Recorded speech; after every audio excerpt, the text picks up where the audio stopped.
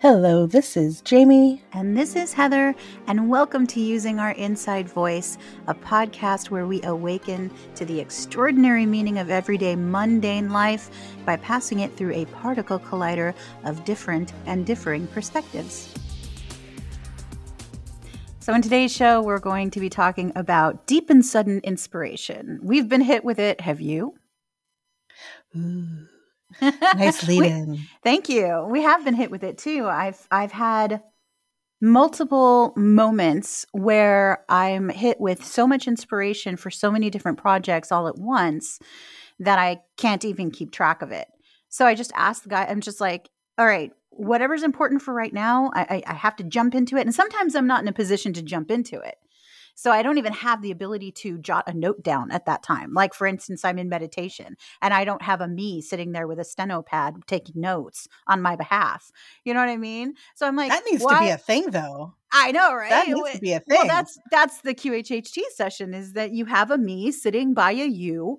And not only that, but you have an audio recording of it. So the information is never lost and you get to speak freely. You don't have to keep track of your own stuff. But I don't have a me sitting by a me while me is receiving these messages.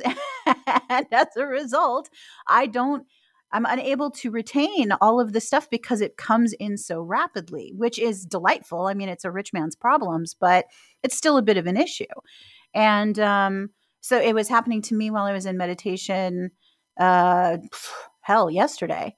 And it sounds so funny to say, while I was in meditation, because it's not like I'm an avid meditator. I'm not, practicing Wim Hof techniques. I'm not sitting in a special sacred space in my room or in a room chanting Om. It's nothing that spectacular or special. It just happened to be something that I was doing yesterday. And while I was doing it, it felt like I either had the choice to leap out of meditation and jot everything down, or stay in meditation and stay with the meditation and hope that it all came back to me. And I think most of it came back to me, and whatever didn't come back to me, I suspect the guides will tell me again later. Like possibly even during this episode. Hopefully during this episode. I'll take it, because at least then it's recorded. Right? And that happens a lot.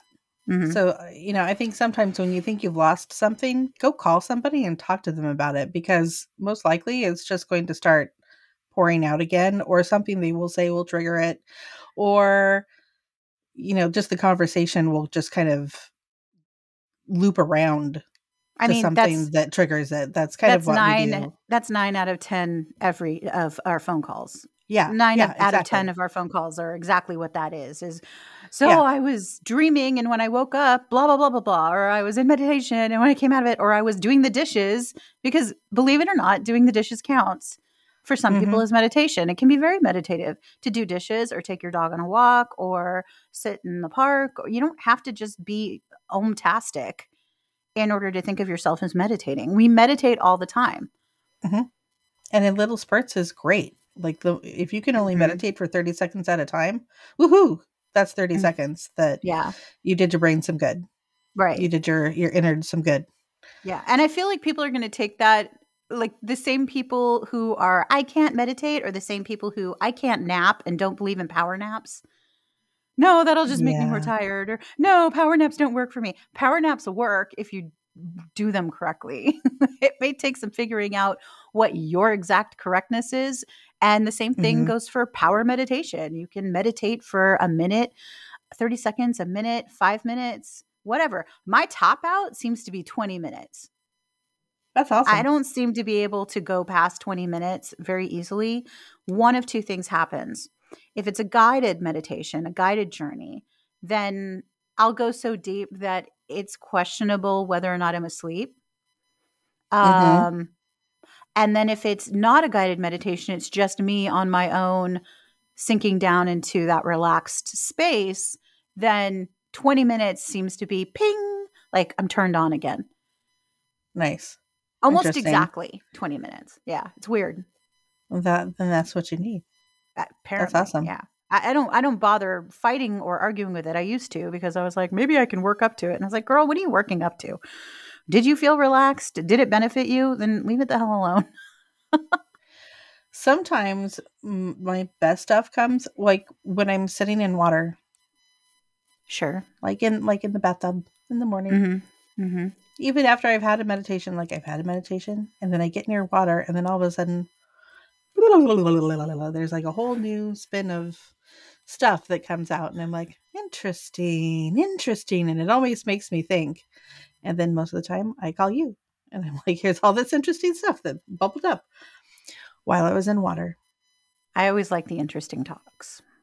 Right? And I feel like this is going to be interesting because I've had some inspiration too. And we've been talking about it because I pretty much told you right away what the inspiration was. And so I feel like it's experiment time again. Yes. By the way, I have been waiting for experiment time to come back for a long time. I have not had someone to regularly experiment with when it comes to channeling, guided journey, all of that stuff. I had a partner for several years. He was awesome, but it just faded out. Eventually you get tired of experimenting. You run out of ideas with which to experiment.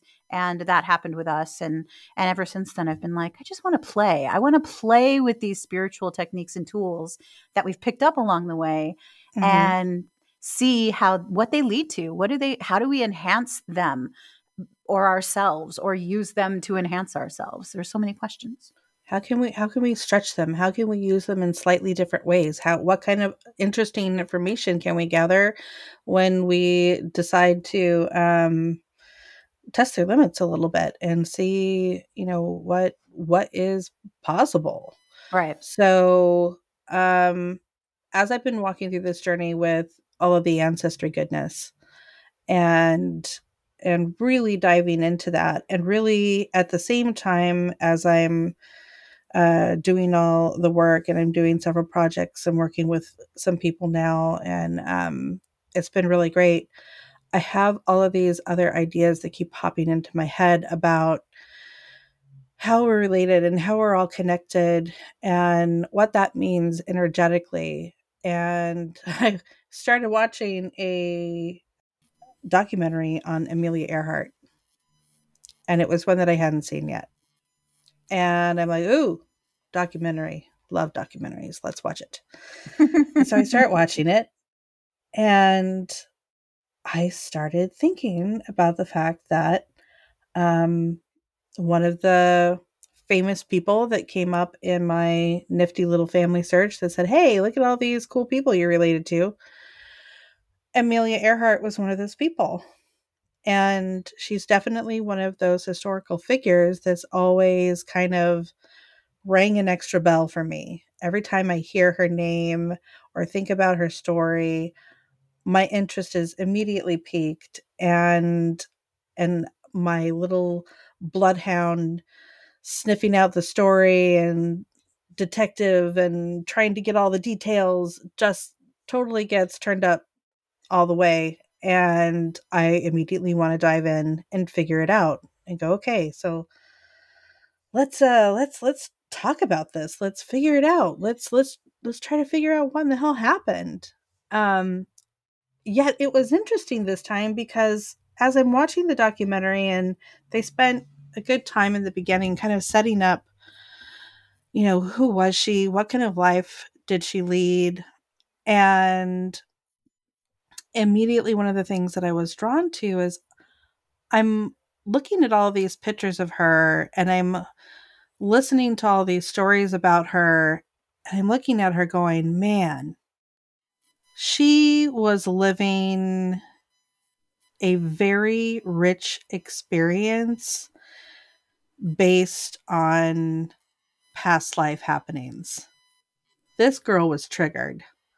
This was not just... for the people that may not be familiar with ancestry and past lives and how they may or may not relate, kind of break that down. What does that mean? A rich experience. So this is kind of how my guides have shown it to me. And I want to say even more than my guides, my higher self has shown it to me. We take Source, who is this creator energy, and we break Source up, okay? And in fact, my guides have led me to the fact that, when we're thinking about the Big Bang, they're like, this is the Big Bang. This is the moment when Source says, I want to experience. I want to experience all the experiences. And la poof. Fragment, La fragment, fragment, poof. fragment, fragment. La This is how bang. it, well, in my head, it was more of like this really fun, cosmic, glittery, and there went all of the fragments. And I'm like, ooh, fragments. And then those fragments go into their own fragments. And it just keeps dividing up and dividing up and dividing up as the various fragments of energy that all have their own little signature. They all fit together, but they all have their own signature as well. Start to experience different lives and different dimensions and different planes, and in different skin, human and cosmic and all the things. And so in my mind, as I'm kind of tracing all this, I'm thinking, okay, so if I can see Amelia Earhart, and Amelia Earhart is connected to me, we have shared DNA, then this is part of my fragments line. This is part of my fragments experiences. So I'm kind of threading back the stories of all of my various fragments as I'm weeding through my ancestry and all of my various connections. And so in the case of Amelia, I'm looking at her, and the thing that pops out to me the most, even aside from her amazing story, is I'm looking at her going, man, it's so interesting when you get to an individual like that who defies so many things, defies so many norms, goes out of her way to make certain things happen, and certain things just kind of fall into alignment. It's like there has to have been something that came before that informed that energy, that this was possible, that then triggered her to go, okay, I'm going to go out and do this thing that literally no other female has done. And in a lot of cases, no other person had done, period. So I'm like, where did that come from? What was the energy that came before that?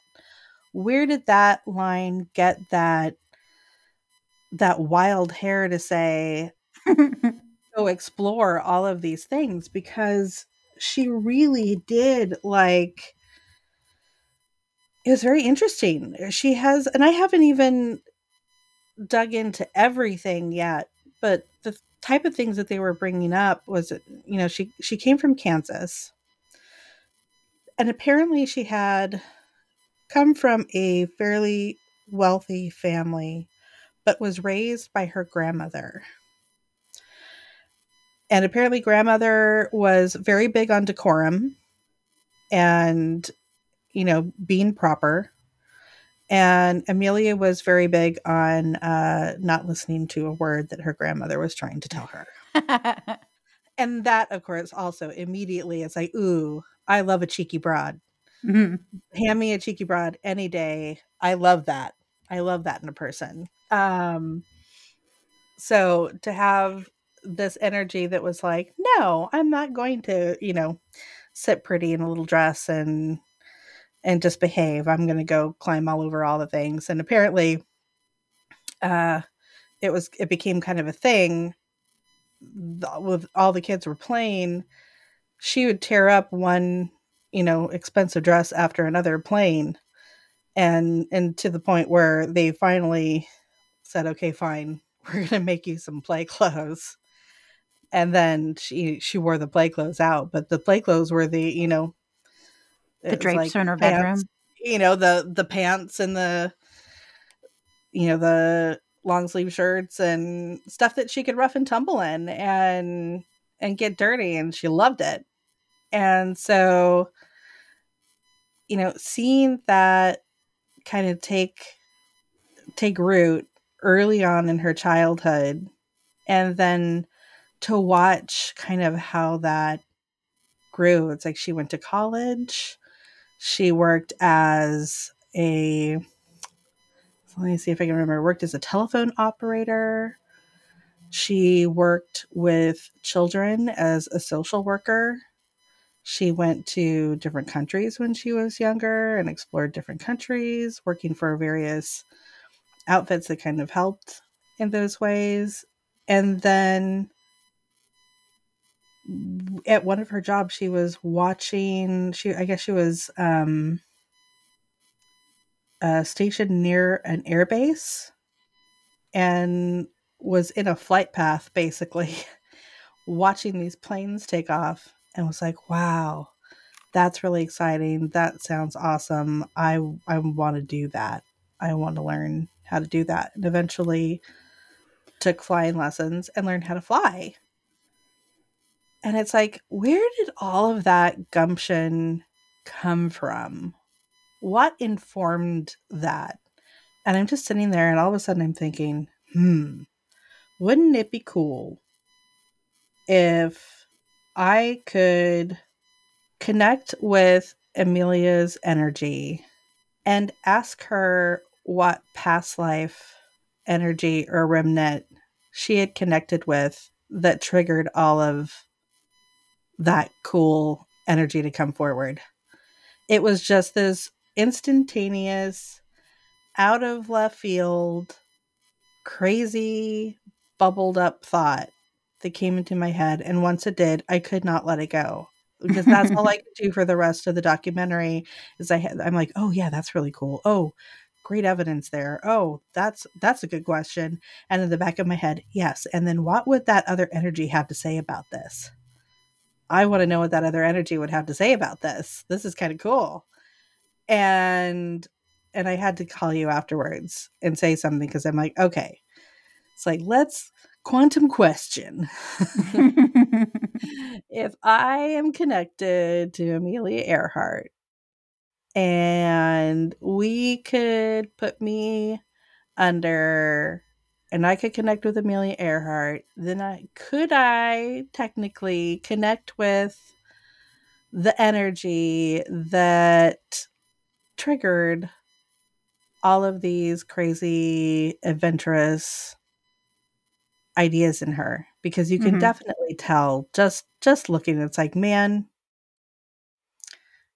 there were too many other things. Just one door would open after another, and it's like, that's a pattern that's based on another pattern.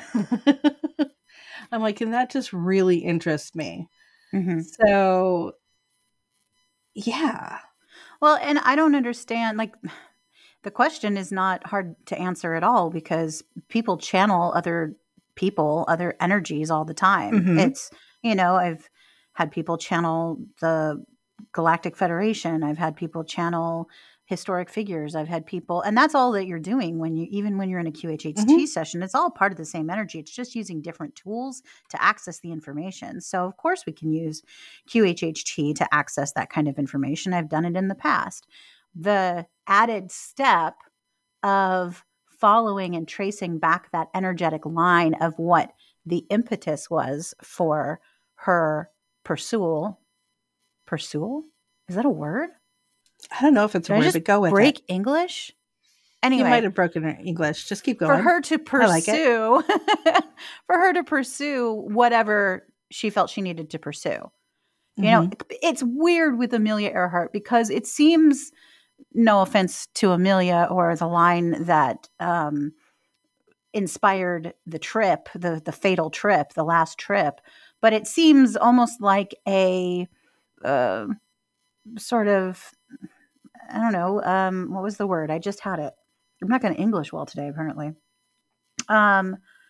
Sort of a flimsy kind of idea. Like, it really is one of those ideas that's just, I'm doing it because I want to do it, which in and of itself should be enough reason to do anything. But when you think about how it ended up for her and her co-pilot, it kind of makes you wonder what the actual reason for that was. Like, it had to be more than just a wild hair up your butt.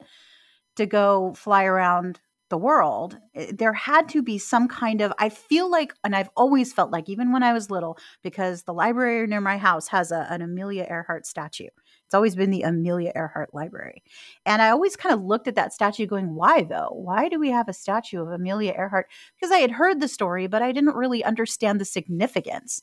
And that's the issue that I had with the whole Amelia Earhart thing. Not that I think what she did was insignificant, but compared to what people seem to think is significant in society in general, it seemed rather insignificant, other than the fact that she didn't make it out alive.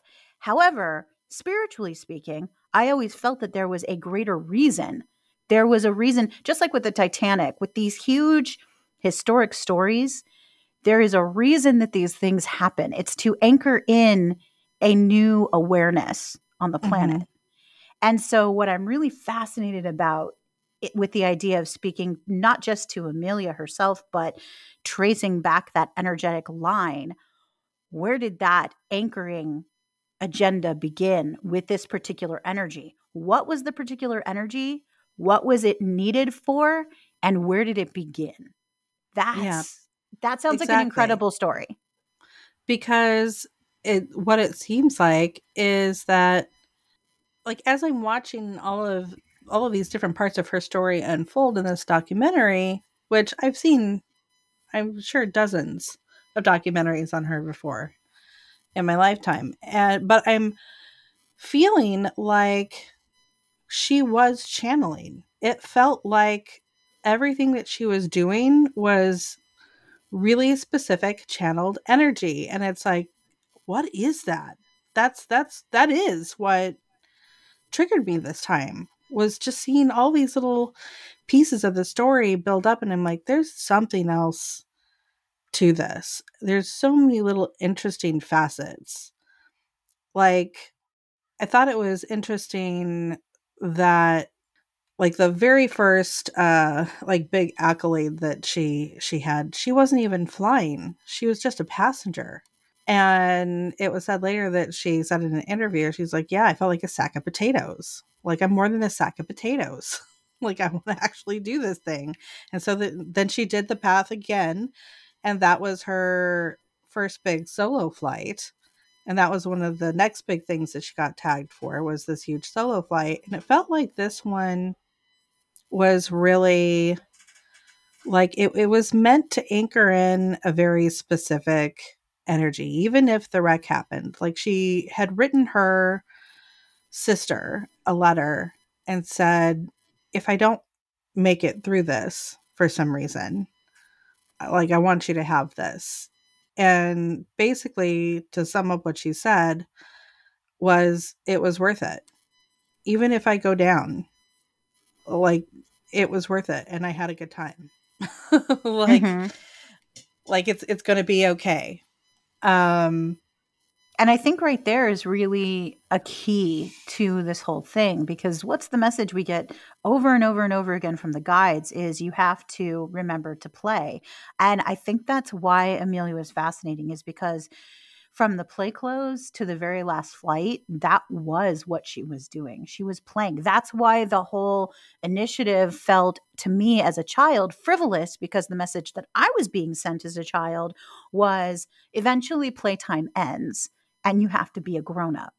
And grown up equates to miserable and exhausted and overworked and under someone's control with a lack of freedom and always in peril and unsafe because you never know where your next meal is coming from. That's what my adults looked like to me. Mm-hmm. And then over here we have a bronzed statue in front of a christened library with her name on it. And what did she do? She friggin' died. She died and didn't even complete her journey. And as a child, the disparity between those two narratives was so vast. That's where my fascination point with her became. Right.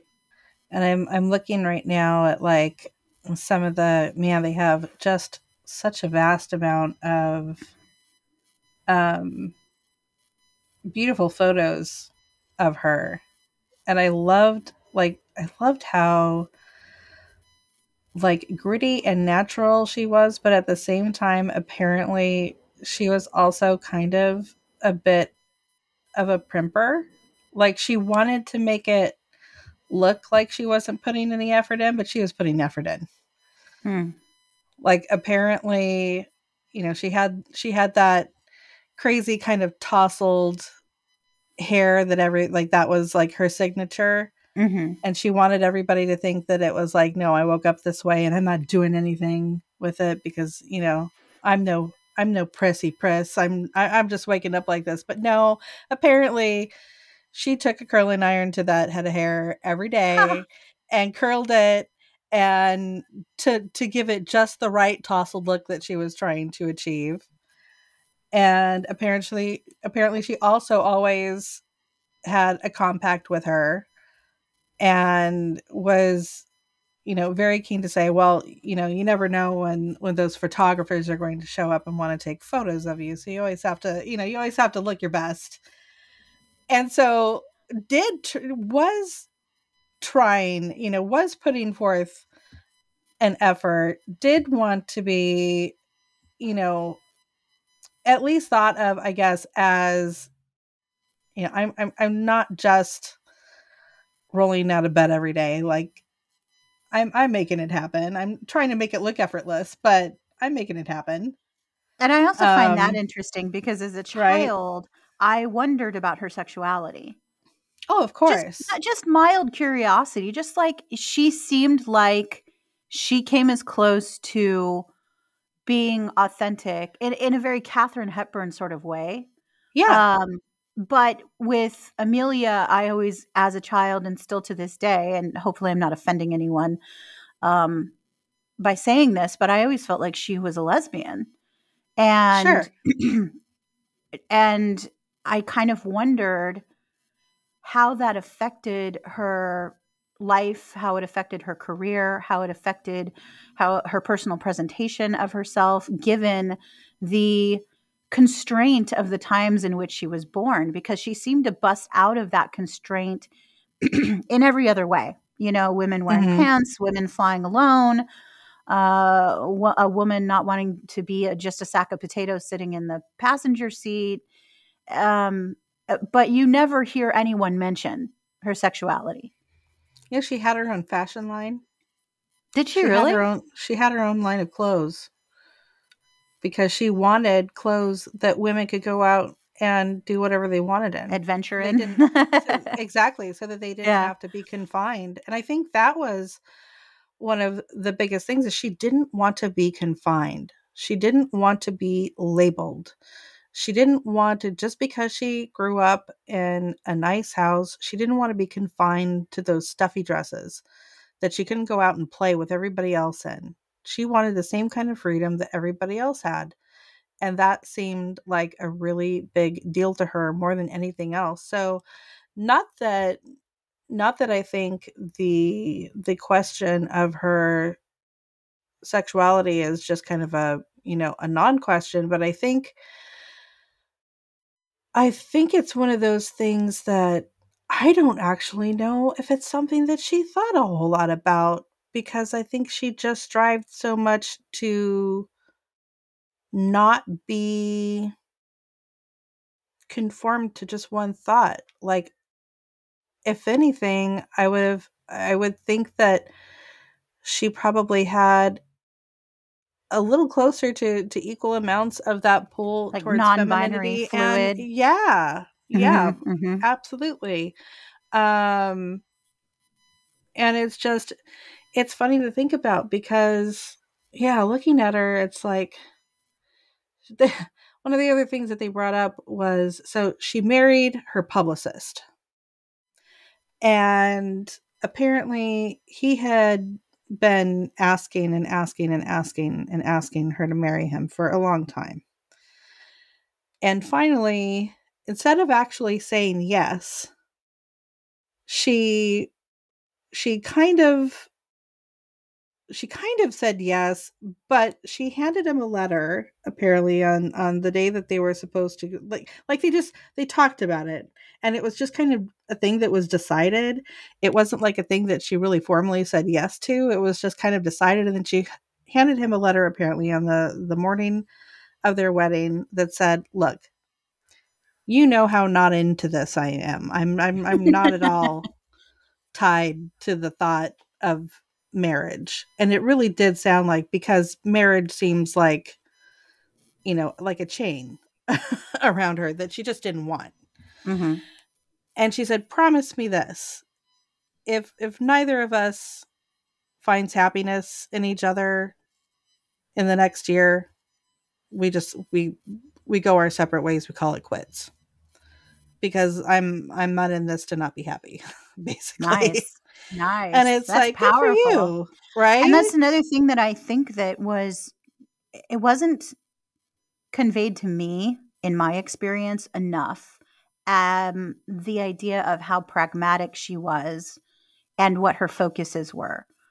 You could deduce from the fact that she tried to fly around the world that, you know, that was one of her focuses. But that's really, I always took that as a symptom, a side Mm-hmm. effect of her actual focus. And she seemed to have this, to quote ever after, she looks as though she smiles at me, like she knows something I do not, and Yeah. she always had that look on her face. And that was the part of Amelia that was never publicized. It was never talked about in history. And even in the documentaries, they might have mentioned it, but it sort of got glossed over. And I felt that's where the real treasure trove of secrets were. Mm-hmm. And I feel like she purposely played it close to the vest. Yeah. Um, and I'd like to unravel that a bit. I'd like to see if it's meant for that to come out.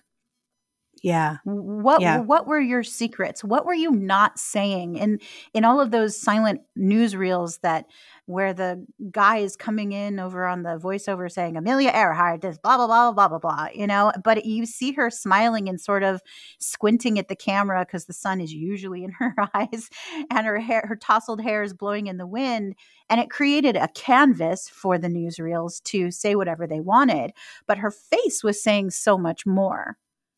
And Yeah. I'm curious what she would have liked to have broadcast had she been in a position, or had she cared enough. Because I don't really think it's about being in a position with her. I think it's about she didn't care what other people thought. She didn't care what was said about her. Didn't matter. Let them do whatever they want to marketing wise with me. Probably as long as it's respectful. That might have been her boundary. I'm not sure what her boundaries were, but I'm guessing.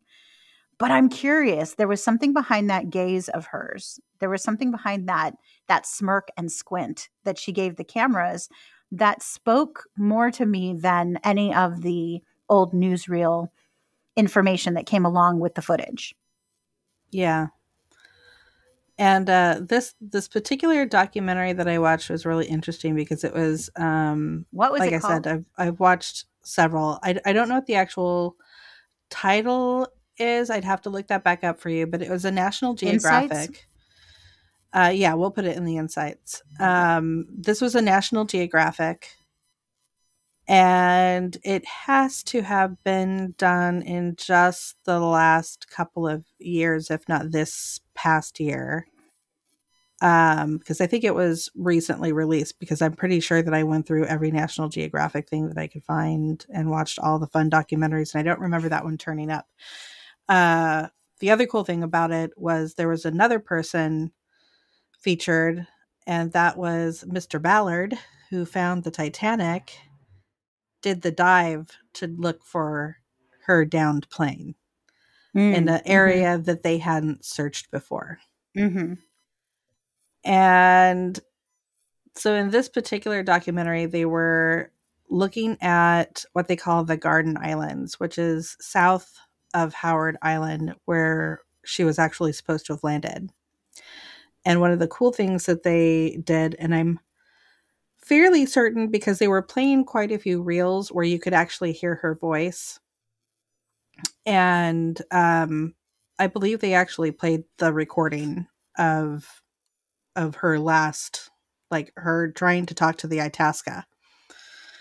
And it's crazy because, so I guess this is another part of the story that I never knew before. And I'm kind of curious as to what went on during this downtime.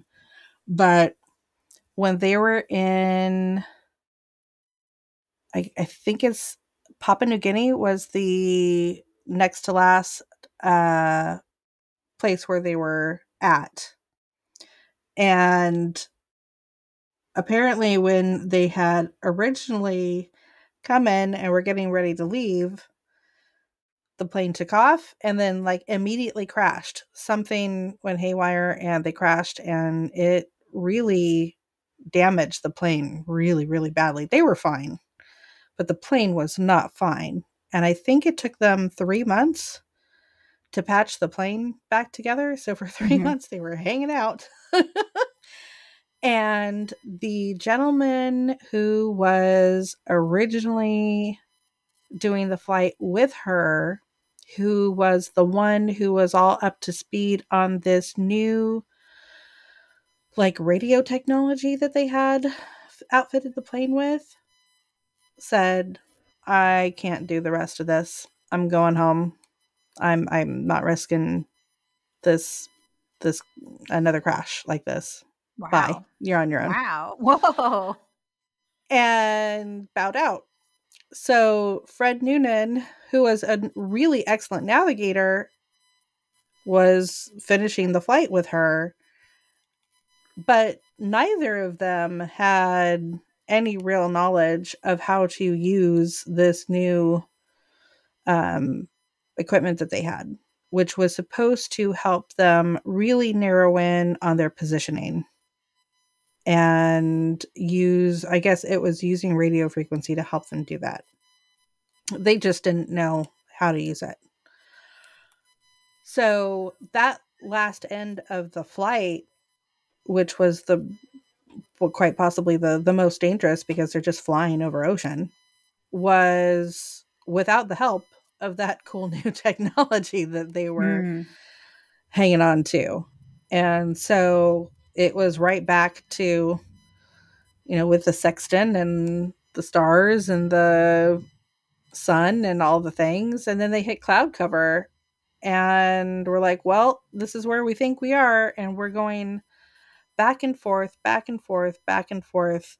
This particular line, we're going north and we're going south, and we're going north and we're going south because we're trying to find you.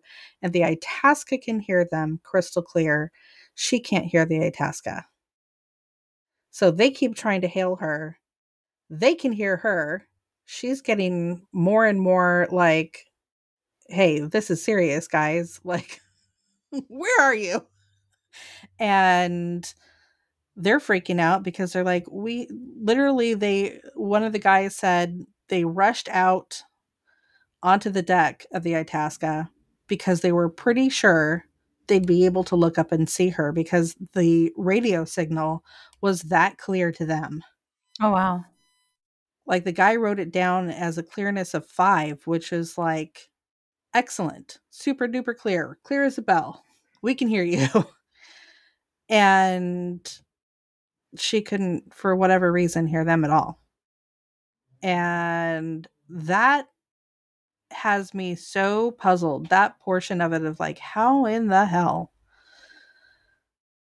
was it coming through so well to them and she couldn't hear it? What was going on with the plane? Did something short in their radio system?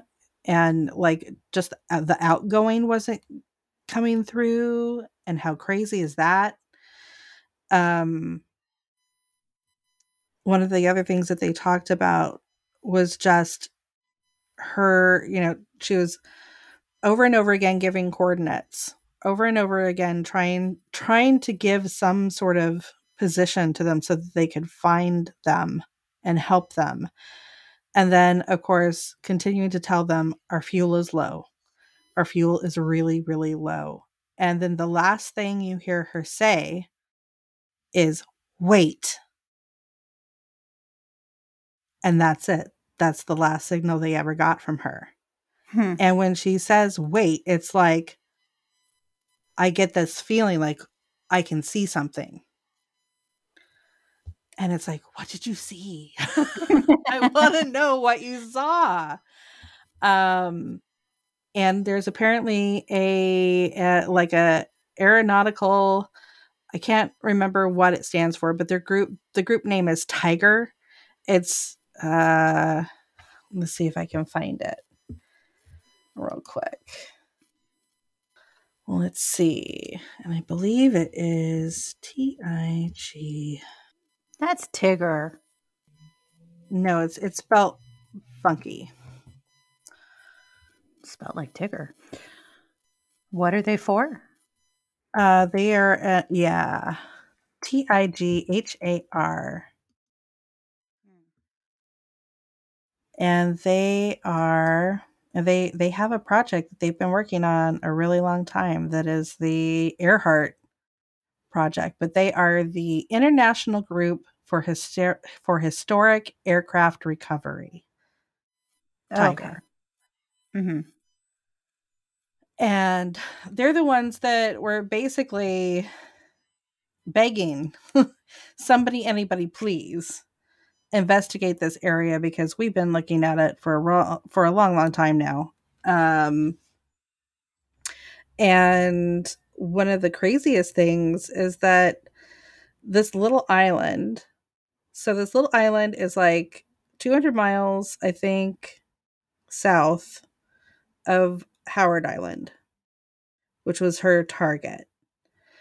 And they found a piece of aluminum on the beach when they were looking, doing their first like ground investigation,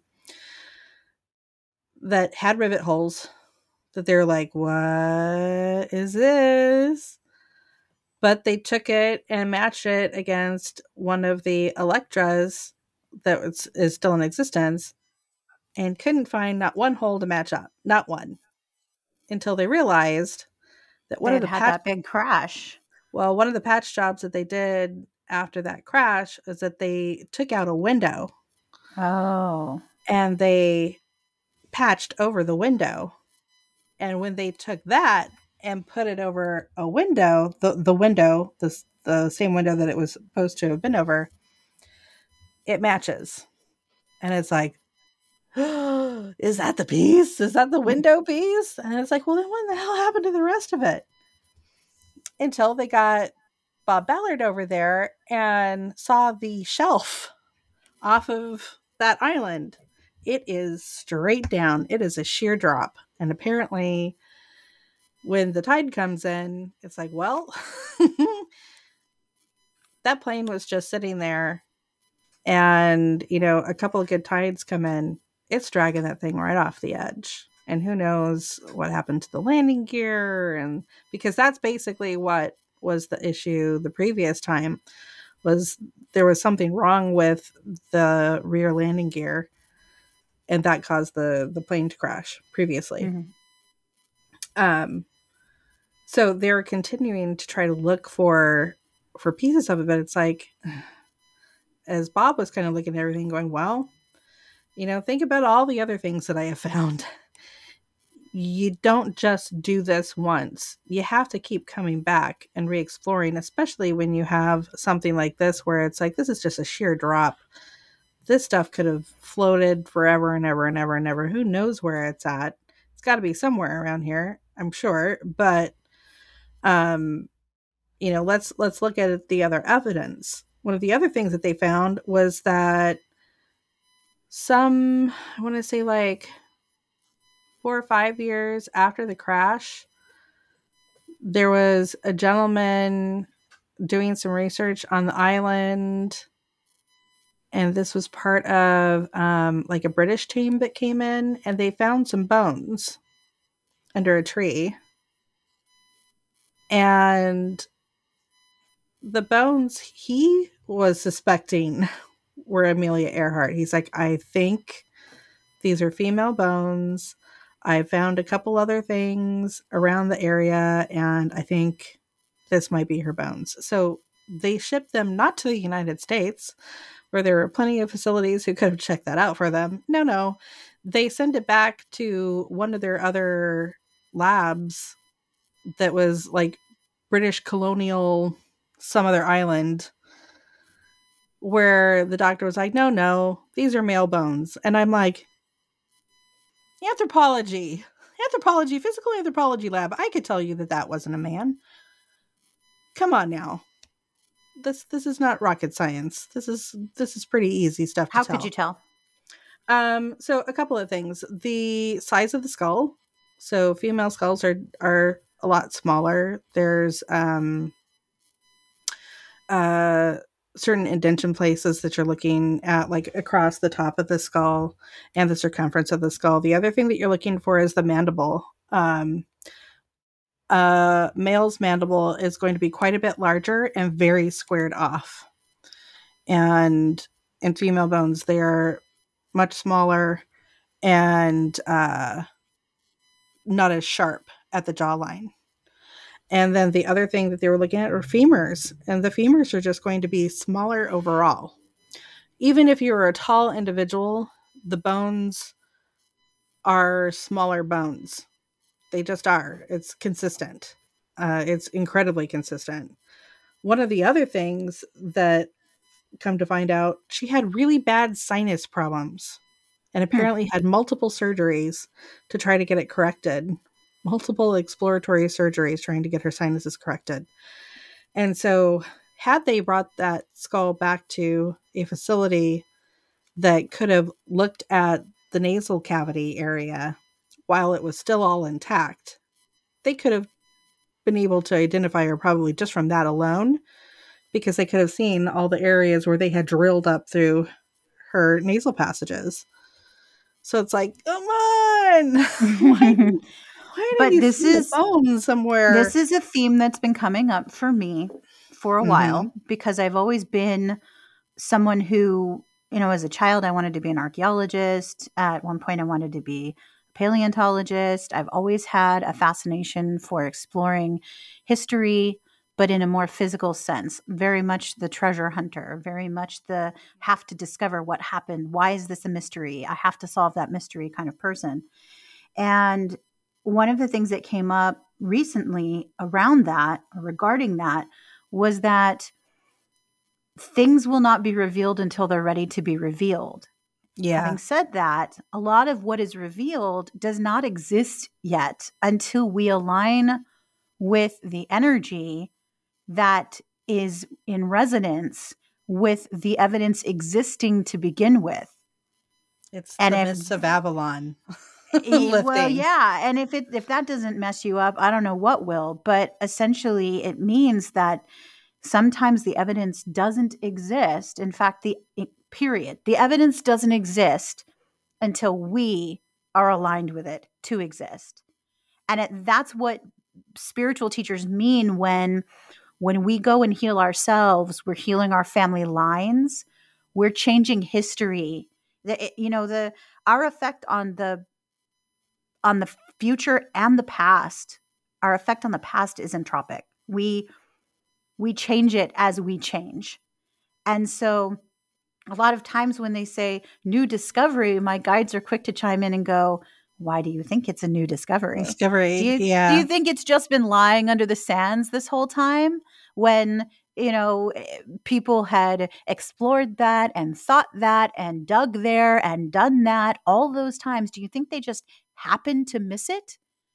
Or can we tell you that the world is finally in a place where it's aligning to the answer? The dimensional space rotated and opened up in such a way to reveal that thing that you knew was what you always knew was there, but you couldn't get your inner knowing to show up and claim it. You were too busy trying to believe a thing that most people were trying to tell you was unbelievable. And you can't know a thing that you're trying to believe. You either know it or you don't. So until you make that connection. I don't even know if I agree with that. I agree with that in certain instances, but there's a larger picture here. And the larger picture is, does the world need the energy of that answer anchored in right now? Are they ready Sure. for that perception to, are they open to having their minds blown in that way? Because there have been a few instances over the course of time where things have been discovered. In fact, the one that comes to mind right now actually is our first piece of photographic ghost evidence that we ever captured.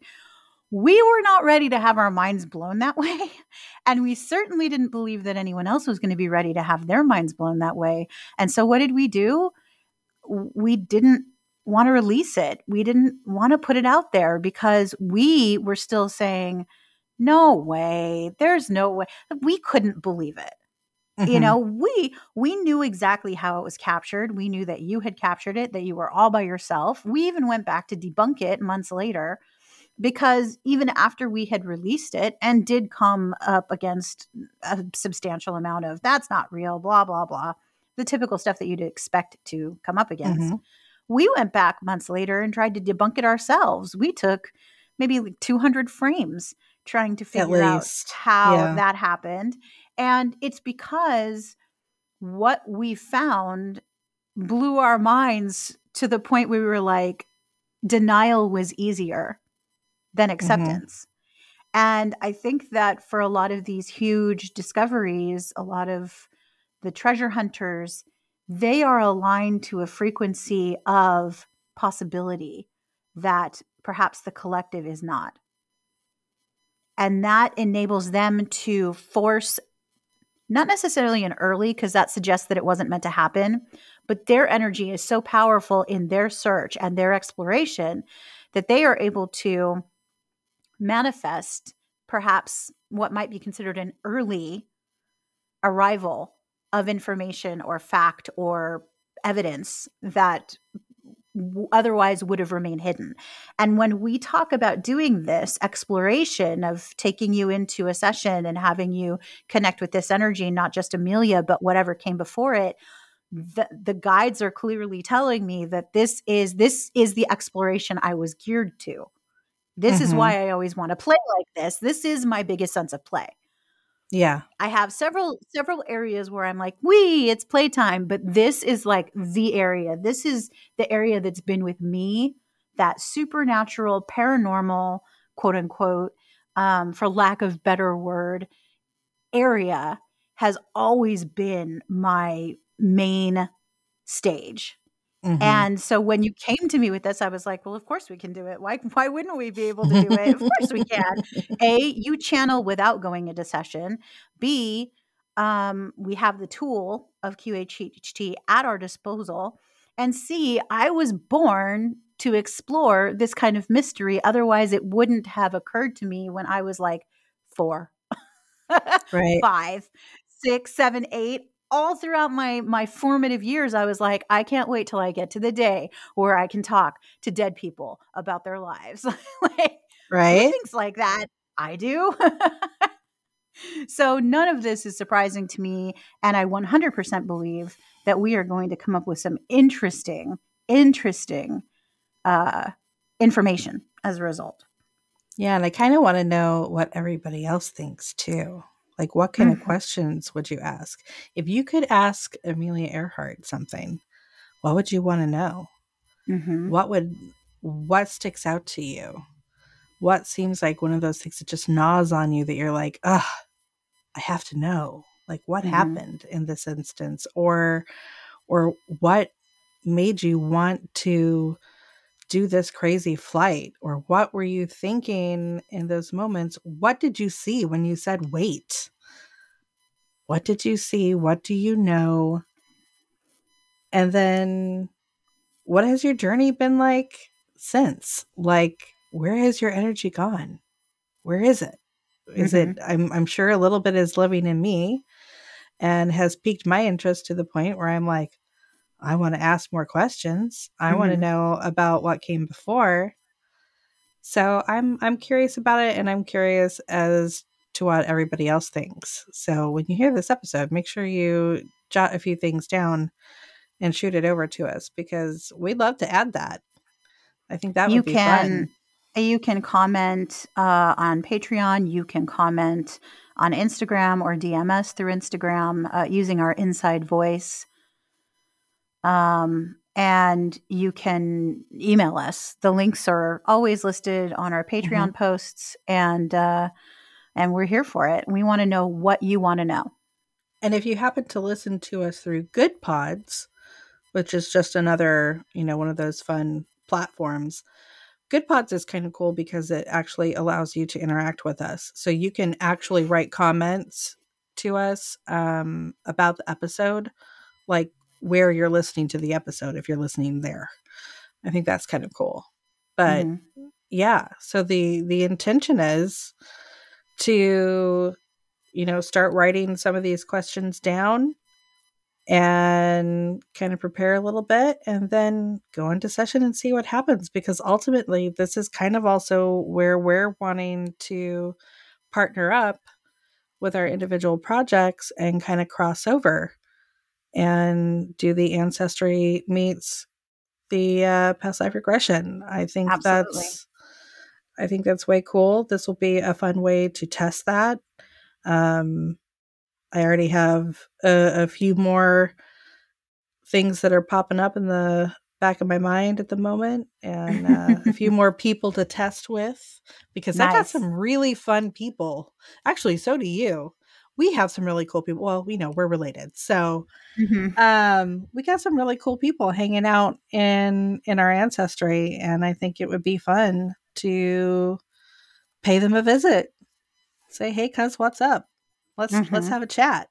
We want to know more. So tell us what you think about that. It's not just about figuring out the mundane, as interesting as they may be, but the mundane facts of what happened on the planet. The real question is, why did it happen? Was it meant to happen as it did? Was it a surprise? What was the agenda behind what happened? There are so many ways to go with this, and I'm really looking forward to actually doing the session. But we need your help to come up with questions, because a session is only as good as the questions asked. Yeah, and I think it's just fun kind of turning it loose on the audience a little bit, because you guys are going to think of things that we don't.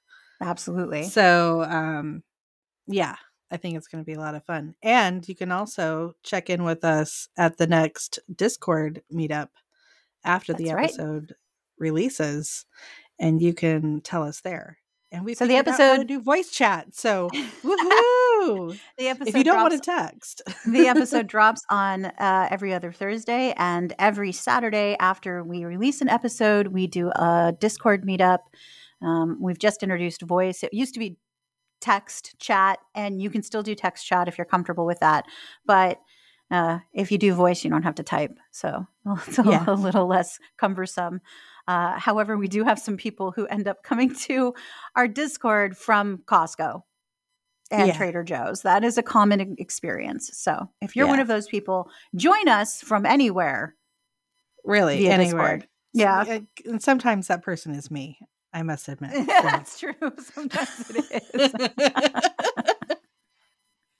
Oh my goodness, guys. Well, it looks like we've done the thing, I think. Agreed.